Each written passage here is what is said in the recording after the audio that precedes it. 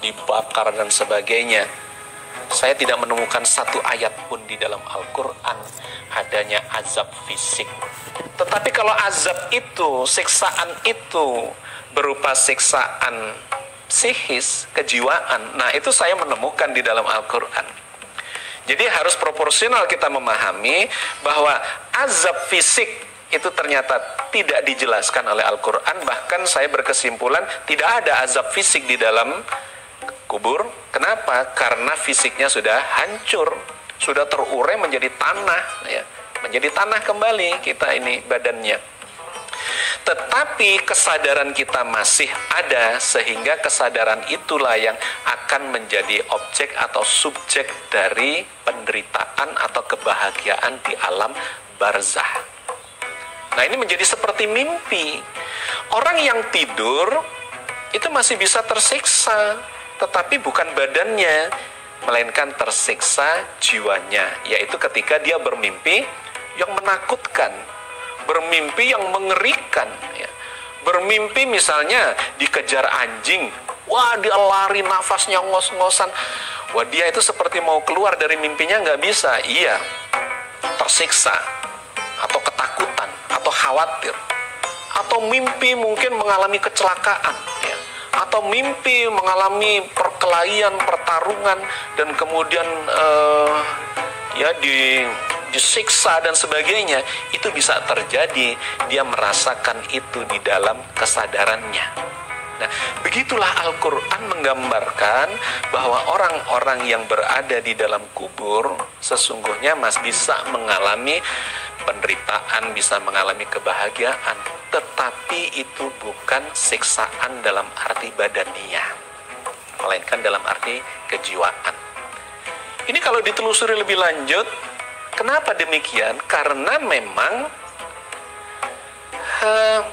pengadilan itu, ya, terhadap manusia itu tidak terjadi di alam barzah. Tidak ada pengadilan di alam barzah.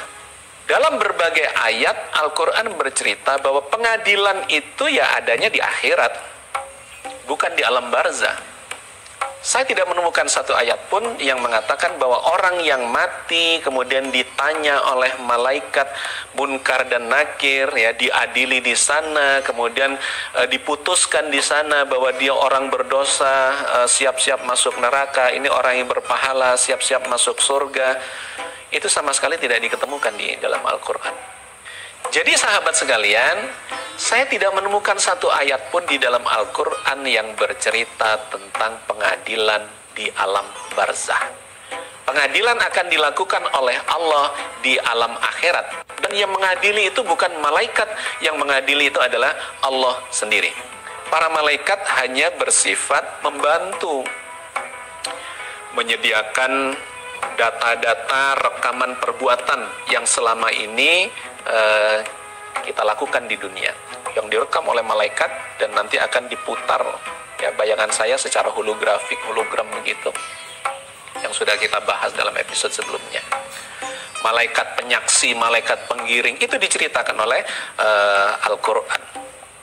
Nah, sahabat sekalian, jadi pengadilan, pertanyaan-pertanyaan yang selama ini kita dengar, ya, digambarkan malaikat bertanya, siapa Tuhanmu, siapa nabimu, apa agamamu, apa kitabmu. Itu saya tidak menemukan penjelasan itu di dalam Al-Quran. Di dalam alam barzah itu sepenuhnya kita ini hanya menunggu datangnya hari pengadilan. Dan yang menarik, Rasulullah bercerita bahwa amal perbuatan yang selama ini kita lakukan di dunia itu ternyata belum selesai rekamannya itu, investasinya itu belum selesai. Di alam barzah itu amal perbuatan baik maupun buruk itu masih bisa mengalir. Rasulullah bercerita bahwa orang-orang yang sudah meninggal, sudah wafat, itu masih bisa mendapatkan pahala dan dosa. Idza mata ibnu adama in qata'a amaluhu illa min salasin, shadaqah jariyah, ilmun yuntafa'u bihi, aw waladin sholihin yad'ulah. Begitu kata Rasulullah. Ketika ketika seorang anak Adam mengalami kematian, maka terputuslah seluruh amalannya itu. Kecuali 3 hal. Satu adalah sedekah jariyah. Sedekah jariyah itu amal perbuatan dengan harta bendanya, dan harta benda itu atau hasil amal dari harta benda itu dimanfaatkan oleh orang banyak, maka itu pahalanya akan terus mengalir meskipun orang itu sudah meninggal. Itu pahalanya masih mengalir ke alam barzah. Sedekah jariyah. Yang kedua, ilmun yuntafa'u bihi, ilmu yang bermanfaat. Ketika seseorang mengajarkan ilmu yang bermanfaat kepada banyak orang dan ilmu itu diaplikasikan untuk kebaikan-kebaikan, maka apa yang terjadi? Amalnya itu masih mengalir kepada orang yang sudah meninggal itu. Dan yang ketiga apa? Waladin solihin yada'ulah. Anak-anak yang soleh, yang banyak beramal kebajikan dan kemudian mendoakan orang tuanya, itu amal perbuatan itu atau pahalanya akan masih mengalir ke alam barzah. Jadi ini menjadi penegas bahwa sesungguhnya di alam barzah itu pahala masih mengalir, dosa-dosa juga masih mengalir ketika seseorang pernah mengajarkan keburukan, kejahatan, dan itu masih dijalankan. Maka dosa-dosanya bisa mengalir kepada orang itu. Sehingga tidak fair kalau kemudian digambarkan bahwa di alam barzah itu sudah diadili. Loh, ini belum selesai kok. Pahala masih mengalir, dosa-dosa masih mengalir. Kenapa? Karena seluruh tadi itu 3 hal yang digambarkan oleh Rasulullah itu sebetulnya adalah gema dari perbuatan kita. Investasi. Kalau kita bersedekah, itu investasi. Kalau sedekah itu bermanfaat dalam kurun yang panjang, maka investasi kita ibaratnya menghasilkan dividen, menghasilkan bagian keuntungan pada kita. Ibarat orang yang sudah tidak bekerja lagi di sebuah perusahaan, tetapi dia menanam modal di situ, investasi di situ. Ketika perusahaan itu untung, ya dia dapat aliran dividennya. Ilmu yang bermanfaat juga investasi. Anak yang saleh juga investasi. Jadi ini semua masih bisa mengalir ke alam barzah. Maka menjadi tidak logis ketika semua itu masih mengalir diadili. Begitu diadili, ternyata pahalanya masih mengalir. Nah, tidak ketemu logika pengadilan di dalam alam barzah itu. Maka kalau kita mengacu kepada Al-Quran, kata Al-Quran, hanya di hari kiamat sajalah, pada saat hari pengadilan itulah disempurnakan pahala dan dosa atas amalan kalian. Jadi pengadilan itu tidak terjadi di alam barzah, melainkan di hari pengadilan saat kita sudah dibangkitkan kembali di hari kiamat. Sahabat tasawuf, di dalam Al-Quran Allah bercerita bahwa orang-orang yang berdosa ketika mati masuk ke alam barzah, ya, itu menyesal dan terkejut melihat keadaan di alam barzah itu. Idza jaa ahadahumul maut qala rabbirji'un la'alli a'malu sholihan fima taraktu. Kalla innaha kalimatun huwa qailuha wa min waraihim barzakhun ila yaumi yub'atsun. Ketika datang kematian kepada salah satu di antara orang-orang yang berdosa itu, mereka mengatakan kepada Allah, qala rabbirji'un. Mereka berkata, Tuhan kami, kembalikan kami ke dunia. Jadi rupanya dia melihat sesuatu yang menakutkan. Mereka berkata, Tuhan, kembalikan saya ke dunia. La'alli a'malu sholihan fima taraktu, agar aku bisa melakukan kebajikan-kebajikan yang dulu aku tinggalkan. Tapi apa kata Allah? Kalla, gak bisa. Innaha kalimatun huwa qailuha. Itu tinggal ucapanmu saja. Kenapa? Karena sudah mati, badannya sudah rusak, nyawanya masuk ke alam barzah. Mau balik ke dunia, nggak bisa. Kalla. Innaha kalimatun huwa qailuha, itu tinggal ucapanmu saja, tinggal kalimat-kalimat yang kalian ucapkan saja. Kenapa? Wa min waraihim barzakhun ila yaumi yub'atsun. Karena di belakangnya dia itu ada dinding barzah, ya. Dinding barzah itu maknanya adalah dinding. Ada dinding yang membatasi dia sehingga dia tidak bisa kembali ke dunia lagi. Ini yang tadi saya gambarkan, bahwa alam berdimensi rendah yang disebut dunia dengan dimensi yang lebih tinggi, itu ada perbatasan dimensi yang dalam Al-Quran disebut sebagai barzah. Jadi karena ada barzah ini, maka orang-orang yang mati itu tidak bisa lagi kembali ke dunia. Tetapi kesadarannya itu masih, dan itu terkungkung di alam barzah itu. Nah, menariknya, ayat ini bercerita bahwa orang-orang yang berdosa ternyata terkejut ketika masuk alam barzah. Kenapa kok dia terkejut? Rupanya diperlihatkan kepada mereka itu suatu keadaan yang membuat mereka ingin kembali lagi ke dunia dan ingin memperbaiki amal perbuatannya. Sahabat sekalian, orang-orang yang masuk ke dimensi yang lebih tinggi itu akan bisa melihat masa depannya. Kenapa? Ini penjelasannya panjang, tetapi saya ambilkan kesimpulannya, nanti kita urai kapan-kapan dalam kesempatan yang berbeda.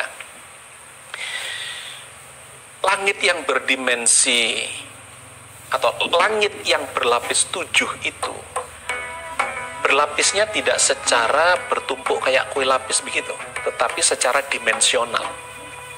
Perbandingannya itu seperti antara garis dengan luasan dengan volume. Jadi kalau kita punya bola begitu, ya, bola kaca, maka garis yang ada di situ itu adalah langit pertama. Ini analogi. Luasan permukaannya itu adalah langit kedua. Volume di dalamnya itu langit ketiga. Jadi langit pertama yang berupa garis itu ada di dalam luasan langit kedua. Langit kedua yang berupa luasan itu ada di dalam langit ketiga. Jadi langit pertama itu di dalam langit kedua, di dalam langit ketiga, di dalam langit 4, 5, 6, 7. Kurang lebih begitu. Saya secara ringkas cuma ingin menggambarkan saja bahwa kehidupan di langit pertama itu berbeda dengan kehidupan di langit kedua, dan itu dibatasi oleh sebuah dinding dimensi yang oleh Al-Quran disebut sebagai barzah. Nah, di dimensi yang lebih tinggi itu, karena ini alam ini melengkung, ya, alam ini melengkung, ruang itu melengkung dan waktu itu melengkung. Maka ketika kita berada di posisi di sini misalnya, kemudian dibuat garis begitu, kita bisa melihat kejadian-kejadian di masa depan itu dari titik ini, yaitu dengan melewati ruangan 3 dimensi ini. Bola kaca, titik sini, titik A dengan titik B, itu bisa kita amati titik B dari titik A menerobos melalui dalamnya bola kaca itu. Jadi orang yang masuk ke alam berdimensi tinggi, dia akan bisa melihat masa depannya. Nah, orang yang meninggal ini masuk ke alam barzah, tiba-tiba dia melihat masa depannya. Aduh, celaka, salah saya. Tuhan, kembalikan saya ke dunia supaya saya bisa memperbaiki amalan saya. Itu yang digambarkan oleh Rasulullah, bahwa orang-orang yang berdosa itu diperlihatkan neraka. Bahkan di Al-Quran juga digambarkan itu. Orang-orang yang berdosa diperlihatkan neraka. Orang-orang yang banyak pahalanya diperlihatkan surga. Cuma diperlihatkan saja, tetapi belum mengalami. Karena memang mereka belum diadili, sehingga belum menempati apa yang disebut sebagai surga dan neraka itu. Tetapi diperlihatkan. Anda bisa membayangkan ketika seseorang yang calon penghuni neraka diperlihatkan masa depannya, dia akan ketakutan sekali. Seperti orang yang tidur dan bermimpi buruk, dia ingin keluar dari mimpinya, tetapi nggak bisa. Itu yang diceritakan Al-Quran. Orang-orang yang berdosa itu berputus asa di dalam kuburnya, di alam barzah itu. Kenapa? Dia ketakutan, tetapi tidak bisa keluar dari alam barzah itu. Kenapa? Wa min waraihim barzahun ila yaumi yub'atsun, karena di belakangnya ada dinding pembatas sampai datangnya hari kebangkitan. Begitu juga orang-orang yang berpahala, orang-orang yang baik, calon penghuni surga, ditampakkan kepada mereka surga, betapa indahnya, betapa bahagianya hidup di surga, dan kalian kelak akan menempati itu. Itu bahagia. Itu yang diceritakan di dalam Al-Quran, bahwa orang-orang yang mati syahid dalam perjuangan di jalan Allah, mereka hidup bahagia, senang di alam barzah itu. Meskipun belum ada pengadilannya, tetapi mereka bisa mengintip masa depannya bahwa mereka akan berada di surga. Tetapi toh demikian Rasulullah masih mengingatkan, awas, itu masih ada yang terus mengalir ke alam barzah itu. Kalau pahala, ada 3 jenis pahala, yaitu amal jariah karena hartanya, ilmu yang bermanfaat, dan anak-anak yang soleh. Semua itu adalah hasil karyanya. Tapi selain itu juga akan masih mengalir dosa-dosa. Ketika kita selama hidup ini berinvestasi hal-hal yang buruk, kejahatan-kejahatan yang kemudian terus dijalankan oleh orang-orang sepeninggal kita, kita masih kebagian efek dari apa yang kita lakukan di dunia dan masih dijalankan oleh orang-orang itu. Jadi sahabat sekalian, inilah kehidupan di alam barzah. Yang saya ceritakan sebagiannya berada di buku Tak Ada Azab Kubur, bahwa kehidupan alam barzah itu adalah kehidupan menunggu datangnya hari pengadilan. Belum ada pengadilan, belum ada siksaan, tetapi sudah ada furskot dengan cara ditampakkan penderitaan di neraka bagi calon penghuni neraka dan kebahagiaan bagi calon penghuni surga. Mudah-mudahan kita termasuk orang-orang yang diselamatkan oleh Allah dari segala macam siksaan di kehidupan sesudah mati kita. Assalamualaikum warahmatullahi wabarakatuh.